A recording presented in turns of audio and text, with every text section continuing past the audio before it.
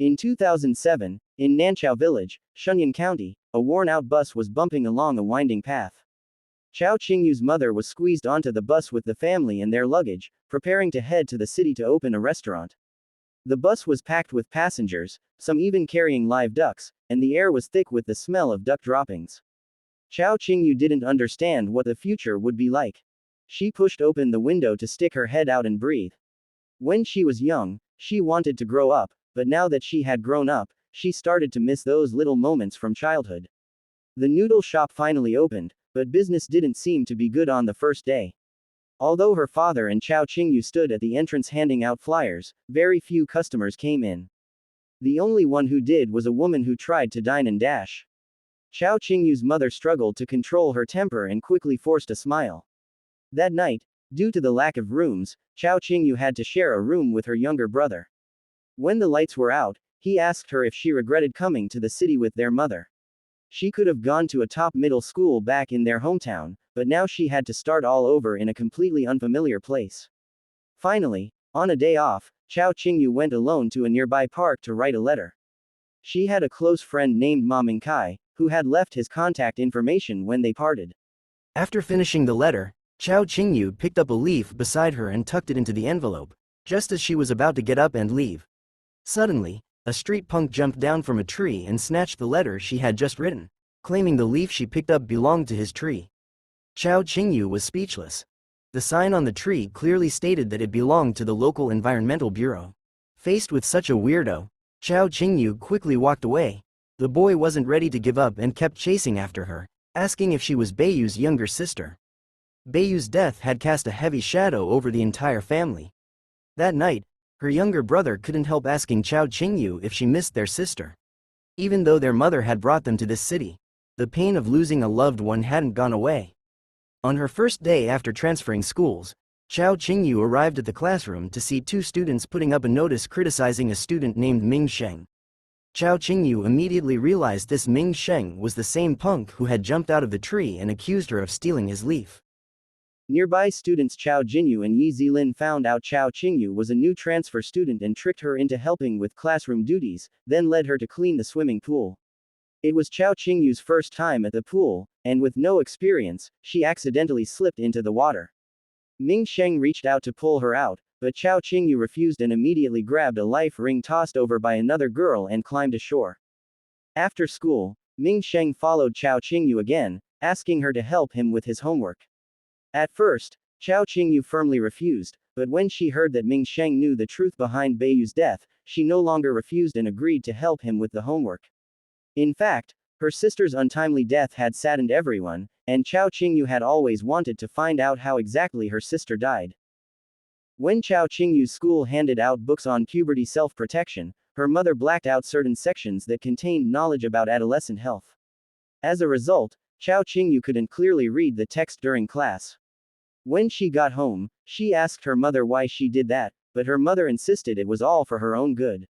Unable to win the argument against her mother's absurd behavior, Chao Qingyu felt upset deep down. Ming Sheng kept calling Chao Qingyu Beiyu's little sister, which made some people start to wonder if Chao Qingyu actually had a sister. According to the gossip from her deskmate, Chao Qingyu originally thought Ming Sheng was just a delinquent who never did homework or took anything seriously. But in the deskmate's description, Ming Sheng was actually a handsome, multi-talented, naturally gifted student who didn't do homework simply because he didn't need to. He had even won first place in physics and chemistry competitions and was adored by many girls. Anyone who got too close to Ming Sheng would draw envious looks.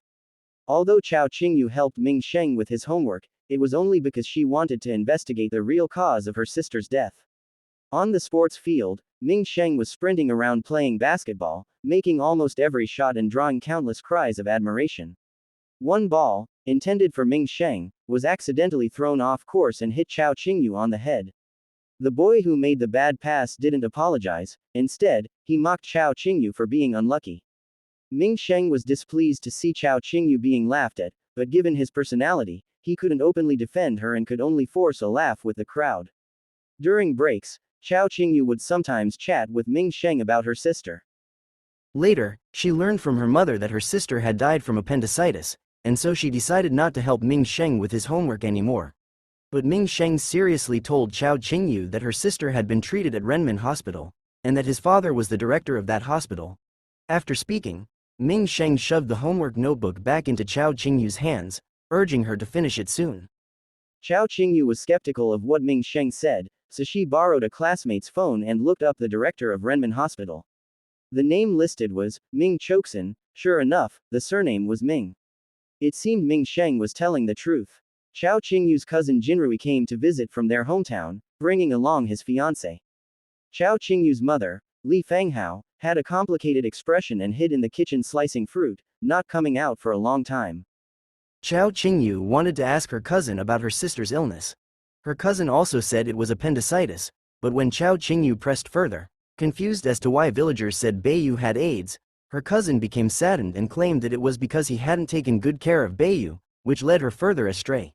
The explanations didn't add up, and Chao Qingyu faintly felt there was more to the story. In class, a classmate even secretly asked Chao Qingyu whether her sister had died of AIDS. Chao Qingyu was stunned. Why was there gossip about her sister spreading throughout the entire school? It felt like she was right back in the village again, being judged and pointed at. Panic-stricken, Chao Qingyu pulled Ming Sheng aside after class and asked whether he had revealed her sister's condition. Ming Sheng had no idea what was going on. However, rumors in school only intensified, and Chao Qingyu began to be ostracized by her classmates. That day, Ming Sheng waved an envelope in front of Chao Qingyu's face, claiming it contained Chao Beiyu's medical records. He said he wouldn't let her see it because he was afraid she wouldn't be able to handle the truth. Chao Qingyu, nervous and anxious, tried to grab it, but accidentally fell into the swimming pool. Chao Qingyu couldn't swim at all, yet without hesitation, she jumped into the pool to retrieve the envelope that had fallen in. Ming Sheng was startled by Chao Qingyu's reaction. Knowing she couldn't swim, he immediately jumped in after her, trying hard to pull her out. But Chao Qingyu ignored him and struggled toward the envelope. In the end, everyone managed to pull Chao Qingyu to safety. When she opened the envelope, she saw there were only 2 blank sheets of paper inside. There was no medical record at all. Once again, Ming Sheng had tricked her. Chao Qingyu felt mocked and humiliated. Will she get to know the truth about her sister's death? Don't forget to subscribe to get latest fresh episodes. Thank you for watching.